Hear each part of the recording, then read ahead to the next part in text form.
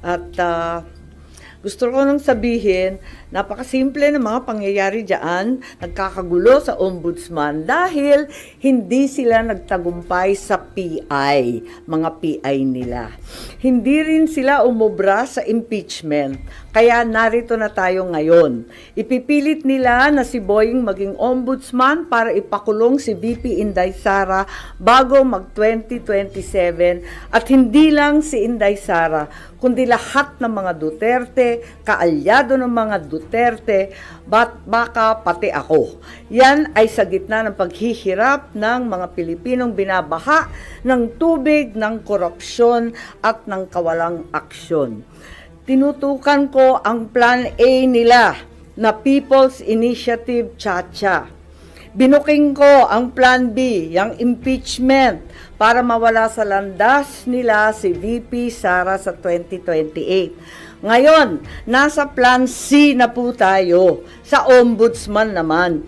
Naunpay, nakita ko na, kaya ako nagsampa ng kaso nung May 2, nandun ako sa ombudsman.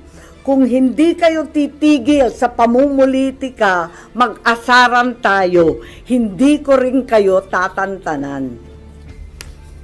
Para kayong mga kabayong na katapalodo sa 2028, 2026 pa lang ngayon. Napapabayaan nyo ang bayan sa kakaisip ng ambisyon at paraan paano nyo buburahin ang mga nakaharang sa mga maiitim ninyong plano. Nasa 2028 na kayo. 2026 pa lang. Paano makakaligtas at mabubuhay ang Pilipino 2026, 2027? Paano makakaraos? Hindi sila tulad ng mga buhaya na kaya sa lupa at lumalangoy sa baha, walang pakialam. Ngayon, ang OMB, Bantayog ng Katwiran, para sa mga lingkod bayan. Pati ba naman yan, gusto ninyong baluktutin?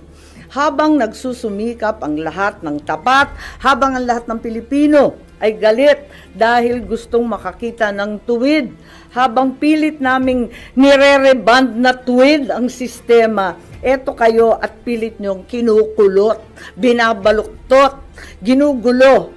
Ang OMB ay opisina, hindi parlor. Tigilan nyo yan.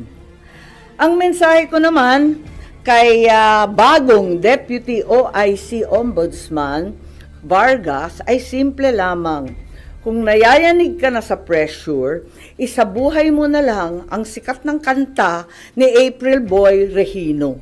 Kapag nariyan na ang suhol, itaas mo ang iyong dalawang kamay ng ganito at sabihin, hindi ko kayang tanggapin. Wala lang.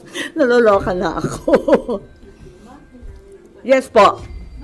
Git ninyo na plano nila na kaya ilagay Secretary Boying Remulla sa ombudsman para ipakulong si VP Sara at mga ka-alyado niya. Ano yun, suspicion o may nakuha kayo na mabigat na information na pinagbasihan nyo? Yes, marami po tayong information na talagang dito patungo ang paghalal ng isang ombudsman na kaibigan natin dati pero hindi naman natin mapagkakailay. Ang labo-labo naman ng ganon. Kaya tututulan ko po at magtiisan po tayo. Hindi natin kakayanin yan at hindi dapat mangyari yan. Dahil klaro naman hindi dapat politiko, klaro yung conflict of interest, hindi naman na maitatakwil na may kaso. So, 2 sets of cases against Secretary Boying Remulla presently pending before the Ombudsman. Kung paano siya magkakaroon ng clearance from the Ombudsman, pipilitin talaga, pinaltan na yung Deputy OIC na dati nariyan, si Deputy OIC Castillo, malamang ayaw mag-cooperate, kaya kung ano-anong paninira, nakikita natin sa online. Meron administrative case for grave misconduct and conduct prejudicial to the best interest of the service.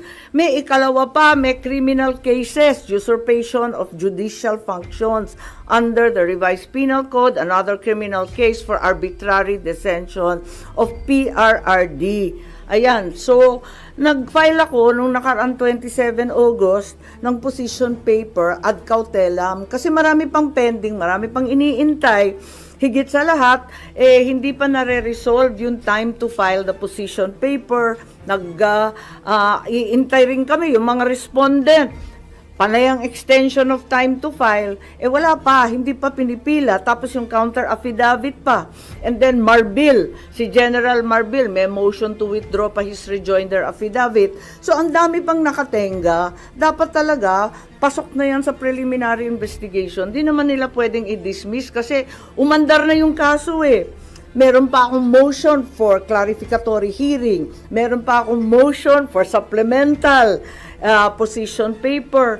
Kaya, ayun, nung nag-file ako nung 27 August, yung sumunod na araw, wala, tinanggal na si OIC Ombudsman Marie Flor Punsalan Castillo. Bigla-bigla ang pinasok yung Deputy Ombudsman sa Visayas, si Dante Vargas naman. Ang daing-daing naririnig, ang daming haka-haka, ang daming pinapakita na sinisiraan na nga si OIC Ombudsman Castillo na dati-rati wala naman tayong naririnig tungkol dyan. Kung ano-anong district engineer flood zone control, talaga naman nasa uso bigla. Ang totoo, ang balita, ang pagkakilala kay Justice Punsalan Castillo, hindi daw yan napapagsabihan kasi very independent-minded at very legalista. Kaya hindi talaga nauuto, hindi talaga nasusuhulan, yun na nga.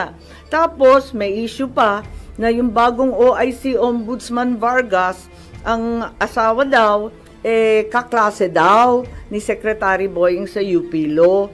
Therefore, there's extremely heavy pressure to dismiss the case against Boying. At eto nga, na itong kaso ay madidismiss ngayong linggo. Bakit i-dismiss yan? Yan ang tanong ko. At ang balita, immediately executory ang ilalabas. It's also alleged that even though the time for filing of the motion for reconsideration has not lapsed, the OIC will nonetheless issue an ombudsman clearance para tuloy-tuloy ang pag-appoint kay Boying. It's very bothersome if the cases will be dismissed days after the position papers were filed. Kulang pa yung response galing sa mga respondent. Marami pang pending incident. I-dismiss. Ang dami pang nakatenga. Hindi ba nakakaduda yan? There is a very ominous reason, clearly, for Secretary Boying to become the next ombudsman. It's the new phase in the effort to get rid of VP Sara before 2028. And since the PI failed, the impeachment failed, therefore the third attempt is lawfare at its very worst.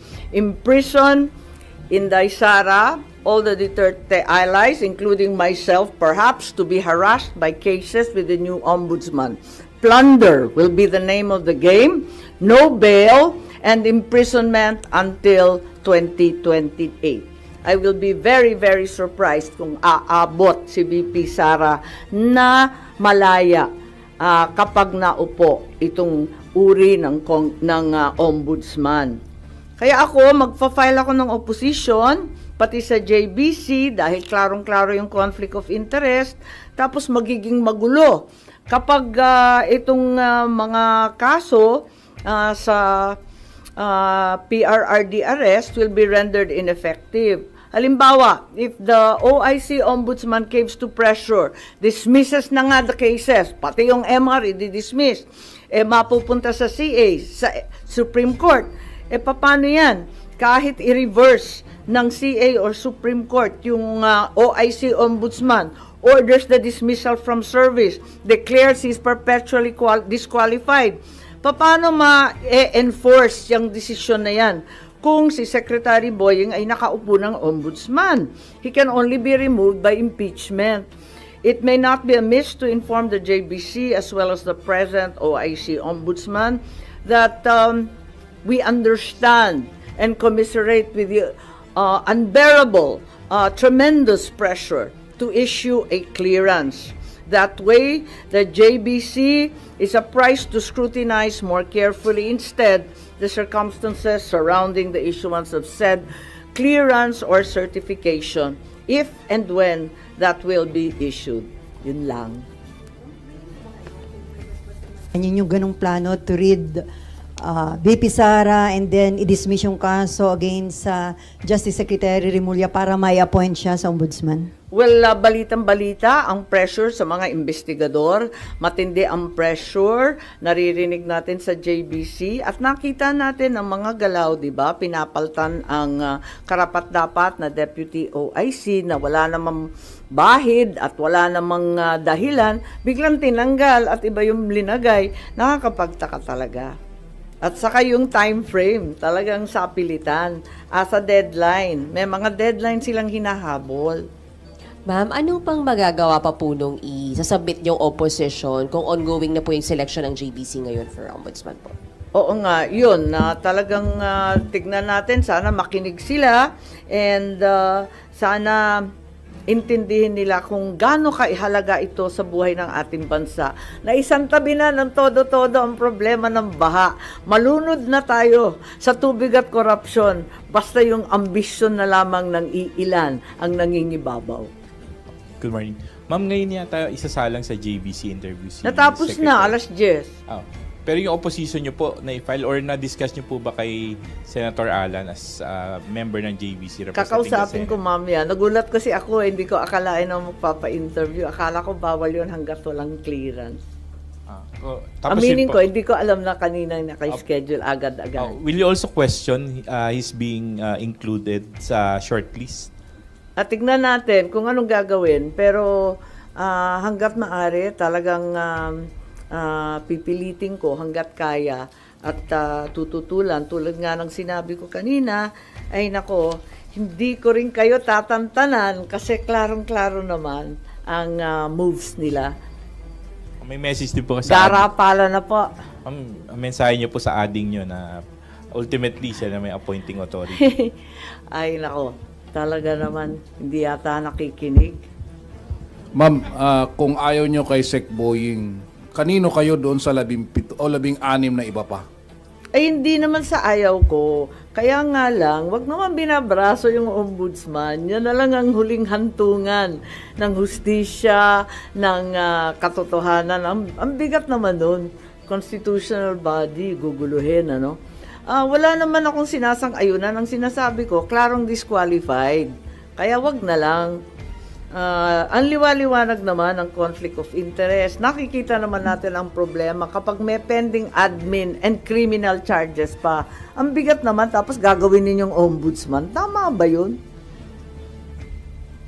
Wala naman akong kinakampanyang kandidato para ombudsman. Sa totoo lang. Di ko nga kilala yung mga listahan. Siyempre, trabaho ng JBC yun eh. Wala na. Ibang issue lang. Ay, okay. Pero babalik pa ako sa budget. Okay, Oo, sige. yung madalian lang kung gusto nyo. Pero yun lang. Yes po. Ma'am, hindi ba parang ang for a goal na tanggalin lang si VP Sara, yun po talaga yung goal ni Secretary Remulla? Eh, hindi siya. Siguro yung mga nag-uutos din sa kanya. Marami kasi, di ba? Di ba masyado nang maliwanag ang pattern. Noon sinabi ng iba na napaka-alarmist ko. Bakit ko binubulabog ang lahat tungkol sa PI? O ngayon, tignan natin. Tapos yung impeachment, palang maniwala na itutuloy. Ayan, tinuloy. Wala rin nangyari. Kaya nandito na tayo sa Plan C. Yan talaga ang nangyayari. Ma'am, saan nyo nakuha yung information na may ganitong plano? Mag-ombudsman siya para ipakulong si VP Sara? Maliwanag naman kasi talagang sinabi na rin nung nag-iimbestiga yung mga Quadcom tungkol sa confidential and intelligence funds na ang tinutukoy, plunder charges, non-bailable, kulong bago 2028. Nakausap nyo na si VP Sara about this, ma'am? Yung possibility Hindi, ng actually ombudsman? hindi pa. Kasi wala siya rito, sa totoo lang. At sa dami ng problema nun, dadagdagan ko pa. Hanggat kaya ko, talagang hindi ko tatantanan to at mag-asara na lang kami. Pero, ma'am, sorry. Pero Yep. hindi naman po ang gusto ni VP Sara, di ba? Sorry? Masagot po, hindi lang gusto ni VP Sara, masagot sa proper forum yung mga charges laban po sa kanya. Tama. So, hindi ba parang ano, o talagang si SOJ Remulla po yung bagong bala against her and the Dutertes po?